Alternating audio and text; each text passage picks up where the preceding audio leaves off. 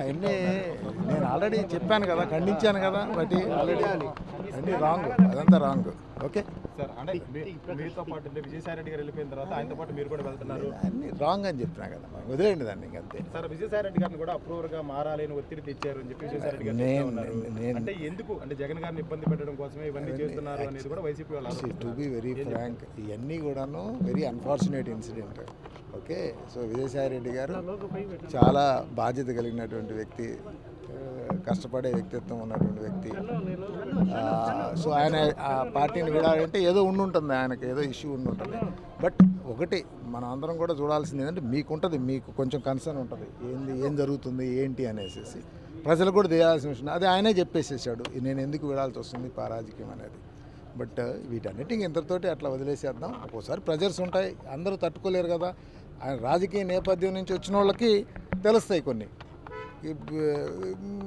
వేరే ప్రొఫెషన్స్ నుంచి వచ్చిన వాళ్ళకి అంత ఈజీగా ఉండదు. ఒక్కోసారి 100 మార్కులు వస్తాయి, ఒక్కోసారి 0 మార్కులు వస్తాయి.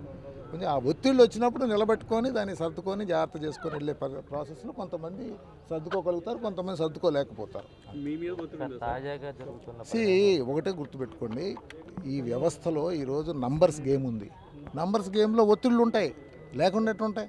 సో దాన్ని బ్యాలెన్స్ చేసుకొని వెళ్ళే విధంగా రాజకీయ నాయకులు ముందుకెళ్ళేటట్టు చేసుకోవాలి. తాజాగా జరుగుతున్న పరిణామంతో కొంతమంది ఎమ్మెల్సీలు కూడా బయటికి వెళ్ళిపోతున్నారని ప్రచారం జరుగుతుంది. అంటే ఒకటే గుర్తుపెట్టుకోండి, ఏదైనా ఒక మనం ప్రాక్టికల్గా చూసుకుంటే మనం గెలిచినప్పుడు అంత హ్యాపీ ఉంటుంది, ఓడినప్పుడు మనం కూడా ఏదంటే కొన్ని ఇష్యూస్ ఉంటాయి. ఫ్యామిలీలో కూడా అంతే ఉంటాయి, పార్టీలో అంతే ఉంటాయి, వ్యాపార సంస్థలు అంతే ఉంటాయి, దేశం కూడా అంతే ఉంటుంది. ఒక దేశం గొప్పగా ఎదిగేటప్పుడు అంతా బాగుంటుంది, తర్వాత అందరూ ఎవరికోళ్ళు భయపడిపోయి బాధలు పడి మనసులో వేరే ఆలోచనలతోటి జారిపోతుంటారు.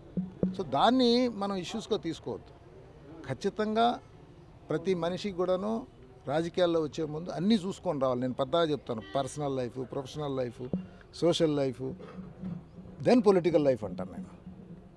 ముందు నువ్వు ఇంట్లో నీ భార్య పిల్లలకి నువ్వు చేసుకునే పనులకి వీటన్నిటి జాగ్రత్త చూసుకొని సమాజానికి సేవ చేసి తర్వాత రాజకీయానికి రా. అంతేగాని నేను డైరెక్ట్గా రాజకీయానికి వచ్చిన కాడి నుంచి ఇక్కడ దీంట్లో ఉండే ప్రజర్స్ని మనం అడ్రస్ చేయకుండా మళ్ళీ ఇంట్లో అక్కడ ప్రాబ్లమ్స్ని వీటన్నిటి ప్రొఫెషనల్ ప్రాబ్లమ్ అన్నీ ఇబ్బంది పడిపోతూ ఉన్నారు. సో వాటిని బ్యాలెన్స్ చేసుకొని వెళ్ళే విధంగా రాజకీయ నాయకులు రావాల్సిన అవసరం ఉంది. ఉంటారండి, ఉండకుండా ఎట్లా ఉంటాయి, చాలా ఉంటాయి. పార్టీ అన్నీ సరిగ్గా చేసుకొని ఉంటే మేము గెలిచే ఉండేవాళ్ళం. సో కొన్ని ఇబ్బందులు ఉన్నాయి, ఏ పొరపాట్లు జరిగి ఉంటాయి. ఓకే, సో దాన్ని వైసీపీ భవిష్యత్తు ఎలా ఉండబోతుంది? భవిష్యత్తు లేదు అంటే టు బి వెరీ ఫ్రాంక్, అంటే నేనేంటంటే రాజకీయాన్నిగా ఈ టైపులో అట్లా ప్రతిసారి ఒక ఇష్యూ రాగానే మాట్లాడకూడదు. ప్రతి ఒక్కళ్ళకి కూడా అప్స్ డౌన్స్ ఉంటాయి. అప్పు ఉన్నప్పుడు అప్పు ఉంటుంది, ఓకే, డౌన్ ఉన్నప్పుడు నిలబడగలగాల. నిలబడికి వెళ్తే ఉంటుంది, నిలబడలేకపోతే పోతుంది. ఎవరైనా అంతే. Okay, thank you.